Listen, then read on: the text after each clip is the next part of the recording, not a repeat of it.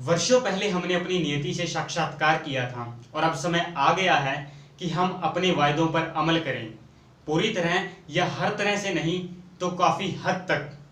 घड़ियां जब ठीक मध्य रात्रि का घंटा बजाएंगी और जब पूरी दुनिया सोती होगी, तब भारत एक नए जीवन की शुरुआत करेगा। भारत आजाद होगा। कभी कभार ही सही, लेकिन इतिहास में एक ऐसा क्षण जरूर आता है जब हम पुराने को छोड़कर नए में प्रवेश करते हैं।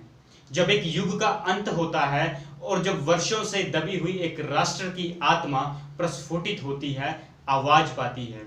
महोदय, ये शब्द हैं 15 अगस्त 1947 की मध्य रात्रि में संविधान सभा में देश के प्रथम प्रधानमंत्री पंडित जवाहरलाल नेहरू के प्रसिद्ध भाषण से, जो आज भी दुनिया के सबसे बड़े लोकतंत्र के केंद्र बिंदु लोक के हृदय में एक भाव को आश्वासित करते हैं कि हम आजाद हैं।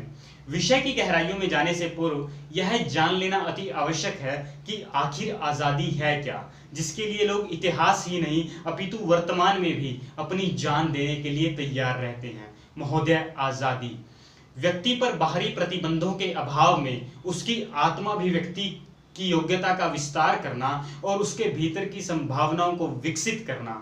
महोदय, आजादी एक ऐसी स्थिति है जिसमें लोग अपनी रचनात्मकता और अपनी कला का विकास कर सकें। वृहत्तर अर्थों में अगर समझें तो आजादी पाना विदेशी सत्ता से मुक्ति पाना भर नहीं था, बल्कि आजादी पाने से तात्पर्य है उन सभी दास्ताओं से मुक्ति पाना था जो हमारे मनुष्य होने की पहचान को धूमिल करती हैं। महोदय, स्वतंत्रता केवल एक शब्द नहीं है, ये एक भाव है, एक एहसास है जो संतुष्टि और पूर्णता की भावना से ओतप्रोत होता है।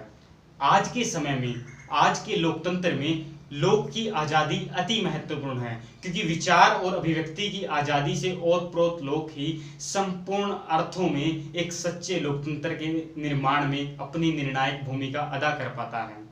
समय के इस पड़ाव में जब 21वीं सदी भी अपनी किशोरावस्था को पार करके अपनी जवानी में एक नया कदम रखने जा रही है, तब भी हमारे लोकतंत्र की इमारत बड़ी मजबूती के साथ खड़ी हुई है और इसके मूल में है उस लोकतंत्र के वाहक लोक को मिली हुई आजादी।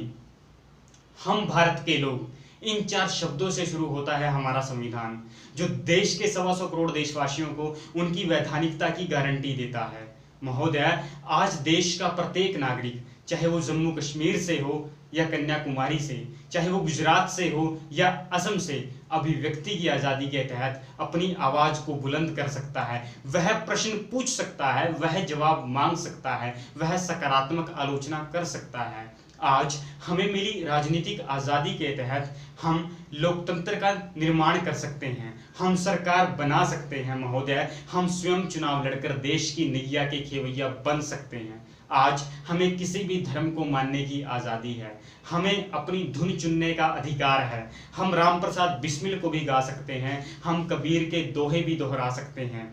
कोई हिटलर हमारे समाज को होलोकास्ट नहीं बना सकता, कोई तानाशाह हमें क्रिस्टल लाइट में जला नहीं सकता, कोई सैन्य कमांडर की गोलियां हमारी आवाज को डरा नहीं सकती और किसी नेता के आपातकाल की धमकियां हमारे संपादकीय को मिटा नहीं सकती। महोदय, आज के वर्तमान समय में ही फैज अहमद फैज की वो कविता सच्चे अर्थों में मुखरित होती है कि बोल के लब आजाद हैं तेरे, बोल जुबां अब तेरी है।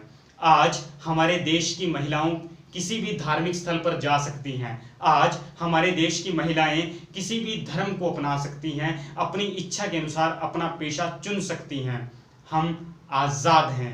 अंत में सिर्फ इतना ही कहूंगा, गर पड़ी देनी वतन की खातिर जान भी है दोस्त, तो कतराएंगे ना हम कि ये कर्ज है हम पर, और ये जो बेखौफ आज़ाद जिंदगी जी रहे हैं हम, ये मेरे मुल्क का ही तो कर्ज है हम पर, ये मेरे मुल्क का ही तो कर्ज है हम पर। धन्यवाद।